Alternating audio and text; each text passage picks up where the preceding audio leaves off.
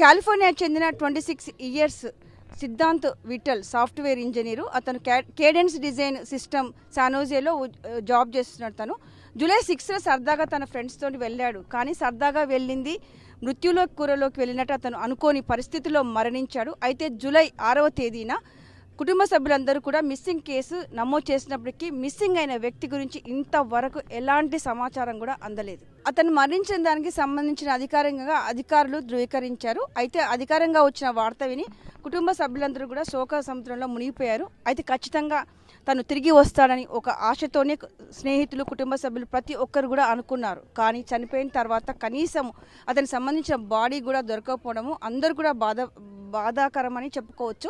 ఎందుకంటే వాళ్ళు ప్రతి ఒక్కరూ స్టేట్ పోలీసు అండ్ స్టేట్లో సంబంధించిన అధికారులందరూ కీప్ ఆన్ సర్చ్ చేస్తున్నారు. రాళ్లలో చిక్కుకున్న తన వస్తువులు అవన్నీ తీశారు, కానీ బాడీ మాత్రం దొరకలేదు.